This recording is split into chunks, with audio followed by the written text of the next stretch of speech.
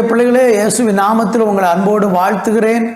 நம்ம எல்லாரும் சேர்ந்து ஆண்டவரை துதித்து ஒரு அருமையான பாடலை எல்லாரும் சேர்ந்து பாட போகிறோம். இதயம் நன்றியுடன் நிரம்பி துதித்திடுதே, மகிவன் இயேசுவையே தினமே துதித்திடுவோ. இதயம் நன்றியுடன் நிரம்பி துதித்திடுதே, மகிவன் இயேசுவையே தினமே துதித்திடுவோ. சென்ற நாளில் நன்மை செய்தார் மன்னன் இயேசு தேவனே, பாதுகாத்தார் துணை நின்றார் நன்றியோடு பாடுவோம். சென்ற நாளில் நன்மை செய்த மன்னன் இயேசு தேவனை, பாதுகாத்தார் துணை நின்றார் நன்றியோடு பாடுவோம். இதயம் நன்றியுடன் நிரம்பி துதித்திடுவோம், மகிவன் இயேசுவையே தினமே துதித்திடுவோம். தேவராஜ்யம் தேடி வந்தால் தேவ நன்மை தங்கிடும், துதி செய்தால் தடை நீங்கும் தேவ ஆசீர் தங்கிடும்.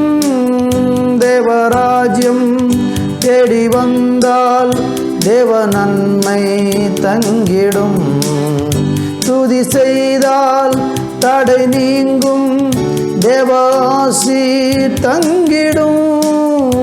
இதயம் நன்றியுடன் நிரம்பி துதித்திடுதே, மகிவன் இயேசுவையே தினமே துதித்திடுவோம். இதயம் நன்றியுடன் நிரம்பி துதித்திடுவோம், மகிவன் இயேசுவையே நிரம்பி துதித்திடுவோம். ஆண்டவரே, உங்க நாமத்தை நாங்கள் உயர்த்துகிறோம். உங்க சமூகத்தில் நாங்கள் வருகிறோம்.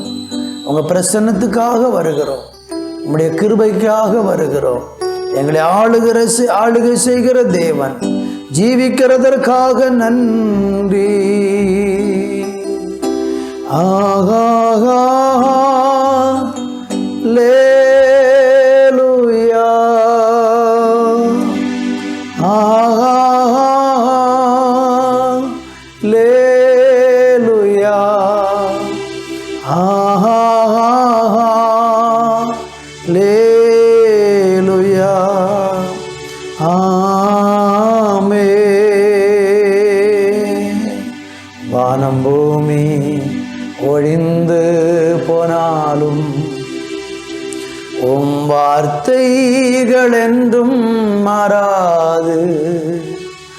இவ்வாழ்க்கை அழிந்து மறைந்து போ, விசுவாசி என்றென்றும் நிலைப்பா.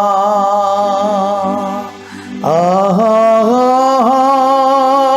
லேலுயா, ஆஹா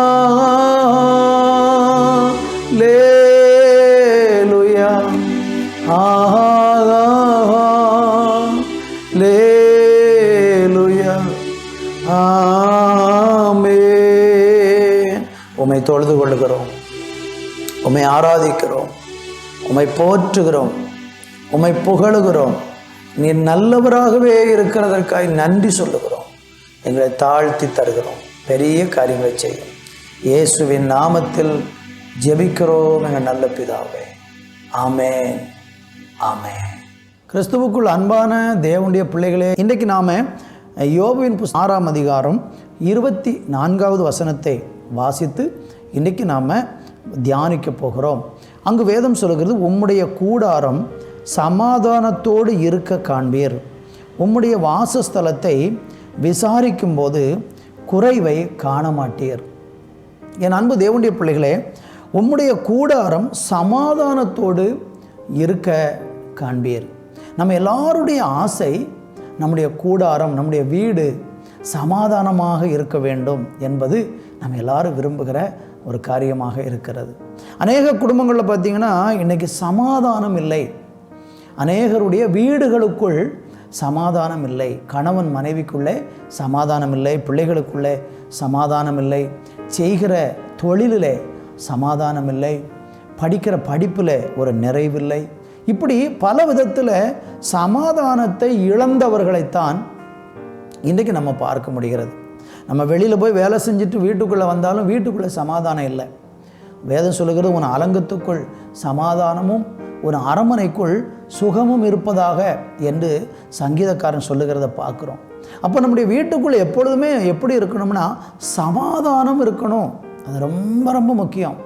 நம்முடைய குடும்பத்தில் சமாதானம் இல்லைன்னா நீங்கள் வெளியில் எவ்வளோ பெரிய ஒரு அந்தஸ்தில் வாழ்ந்திருந்தாலும், எவ்வளோ பெரிய கல்வி உடையவங்களாக இருந்தாலும், நீங்கள் உலகத்தில் எவ்வளோ ஐஸ்வர்யத்தை கொண்டவங்களாக இருந்தாலும், உங்கள் வீட்டுக்குள்ளே உங்களால் சமாதானமாக சந்தோஷமாக இருக்க முடியலனா அது மாதிரி ஒரு வேதனையான வாழ்க்கை வேறு எதுவுமே இருக்காது. உங்களுக்கும் உங்கள் மனைவிக்கும் சமாதானம் உண்டான்னு யோசித்து பாருங்கள். உங்களுக்கும் உங்கள் பிள்ளைகளுக்கும் இடையில் நல்ல சமாதானம் இருக்கிறதா என்று சிந்திச்சு பாருங்கள். அப்படிப்பட்ட சமாதானமும் சந்தோஷம் இல்லைன்னா இன்றைக்கி ஆண்டவர் வாக்கு பண்ணுறாரு, உம்முடைய கூடாரம் சமாதானத்தோடு இருக்க காண்பீர் அப்படின்னு உங்களுக்கு ஒரு வாக்குத்தத்தம் கொடுக்குறாரு. நம்புங்க. சமாதானம் மற்று போய் இருக்கிற யாராகிலும் இந்த செய்தியை கேட்டுக்கொண்டிருக்கிறீங்கன்னா இன்னைக்கு கர்த்தர் உங்களுக்கு தான் இந்த வார்த்தையை வாக்குத்தத்தமாக கொடுக்குறாரு. உங்களுடைய கூடாரம் சமாதானத்தோடு இருக்க காண்பீர்கள். சீக்கிரத்தில் உங்கள் கூடாரம் எப்படி இருக்கிறது? நீங்கள் இன்னைக்கு எப்படி இருக்கிறீங்க? உங்கள் கூடாரம் நம்ம யோபுல படித்தோம் பார்த்தீங்களா, சமாதானமாக இருக்குதா?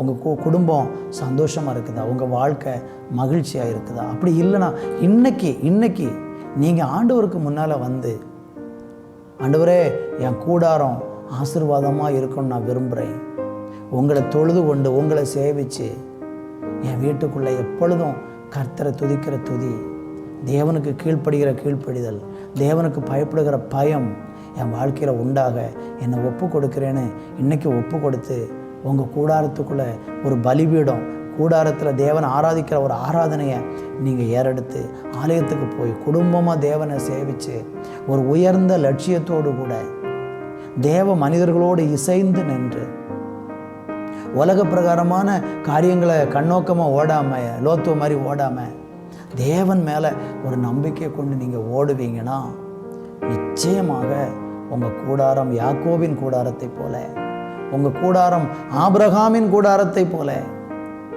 உங்கள் கூடாரம் ஒரு ஆசிர்வதிக்கப்பட்ட ஒரு கூடாரமாக, சமாதானம் பெற்ற ஒரு கூடாரமாக மாறும் என்பதிலே சந்தேகமில்லை. ஜெபிக்கலாமா? நல்ல பிதாவே, இந்த நல்ல வேலைக்காக நன்றி செலுத்துகிறோம். இந்த நாளில் நம்முடைய வார்த்தையை கேட்க ஆண்டவர் செய்த நல்ல கிருபைகளுக்காக உள்ளத்தின் ஆழத்திலிருந்து தேவனுக்கு நன்றி செலுத்துகிறோம். ஆண்டவரே, எங்களுடைய கூடாரம் ஆசீர்வதிக்கப்பட கர்த்தர் உதவி செய்வீராக. ஆண்டவரே, உம்முடைய கூடாரத்தில் சமாதானம் ஆண்டவரே பெருகத்தக்கதாக ஒவ்வொருவருடைய குடும்பத்திலையும் தேவன் தம்முடைய நன்மைகளை கட்டளையிட்டு ஆசீர்வதிக்கிற நல்ல கிருபைக்காக உண்மை நாங்கள் ஸ்தோத்தரிக்கிற இந்த வார்த்தையை கேட்கிற ஒவ்வொரு பிள்ளைகள் மேலும் தேவனுடைய பிரசன்னம் தொடர்ந்து கூட இருந்து ஆளுகை செய்யட்டும் என்று ஜெபிக்கிறேன். ஆசீர்வதியும். இயேசுவின் நாமத்தில் ஜெபிக்கிறோம் பிதாவே. ஆமென், ஆமென்.